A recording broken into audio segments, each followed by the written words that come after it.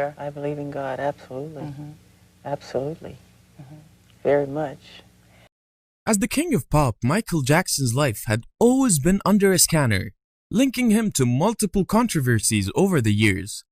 People were quick to judge, and any rumor regarding him would easily find their way online with no verifiable source, be it his professional side or personal. No aspect of his life was spared. But amidst all the scandals ever chronicled, probably the most controversial story that generated curiosity globally was his conversion to Islam before his death. All over the world, everyone had an opinion. Muslims seemed more likely to believe evidence of his conversion, while others strongly defied those theories.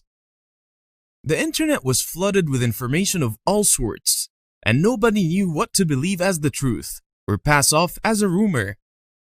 With the scandal gaining momentum, it became even harder to differentiate whether this was a case of someone thwarting reality with a brain game or just pure gossip. People were eager for the truth. The internet was inundated with hundreds and thousands of questions. Had he really converted to Islam? If yes, then why were people arguing against his acceptance? Where was all or any of the proof? Did he convert? If not, then where was the proof that he did not convert? Neither did anybody have a proper answer, nor was there a release of any official statement. Just a bunch of conjugated facts strung together to create a sensational headline. Let's review the facts presented for his conversion. Did Michael Jackson convert to Islam? Initially, everyone was led to believe that he had indeed converted. Articles detailing how he found inner peace and how his Muslim brother had deeply influenced him convinced people of his conversion, but soon after, as more facts emerged, his conversion became questionable. The once solidly claimed facts started falling apart as they became tethered to weakly cited sources. With some profound fact-checking, reality took a different turn altogether. Why were people arguing against his acceptance? There were no official statements released by any parties involved. People started questioning the authenticity of the facts. One Islamic press, the Pan-Arab news channel at Al Arabiya, declared that Michael did not convert to Islam at any given time. This claim was never refuted by any official Islamic press, not even the Final Call, which was the official newspaper of the Nation of Islam.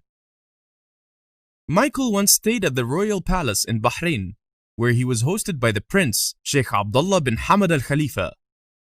There was heavy media coverage, given the high profiles of both the personalities, and the common claim was that he had accepted Islam during that time.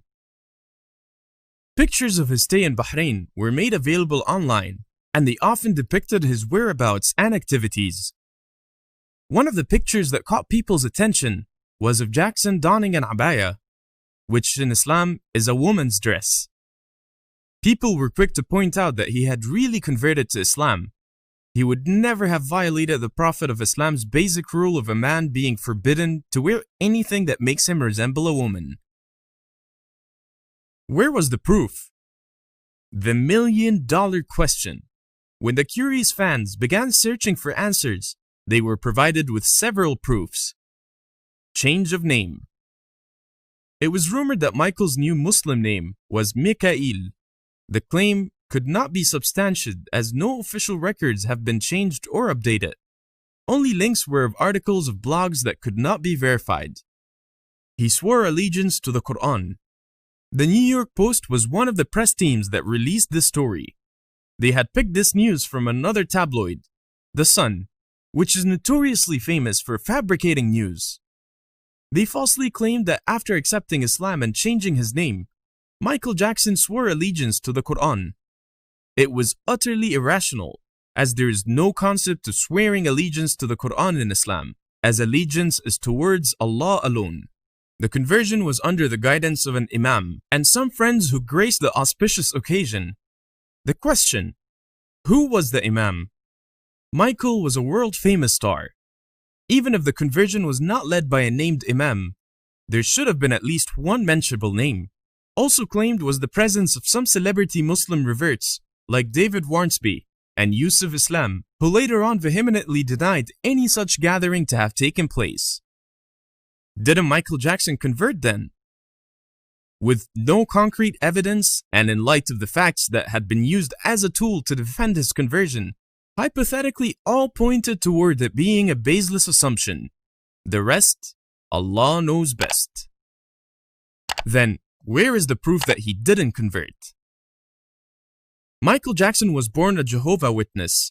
He lived with his brothers, friends, and associates, many of who had converted to Islam. Jermaine Jackson, Michael's elder brother, had confirmed that even though Michael had read some Islamic books he had brought him from Medina, Michael had not embraced the religion. Londell Macmillan, Michael's lawyer and close ally, also expressed the same sentiments over his conversion. A lot of rumors were fueled when a series of nasheeds, Islamic songs, such as Waiting for the Call, Islam in My Veins, and Give Thanks to Allah, etc., flooded the internet and were allegedly credited to Michael. While the sound did have a lot of resemblance to Michael's, the original artist who had authored and recorded those songs released their statement taking credit. Jermaine and Marlon Jackson, brothers of Michael, repeatedly stated in a series of interviews that despite of Michael showing a keen interest in Islam and reading religious texts, Michael did not take any steps towards the actual conversion.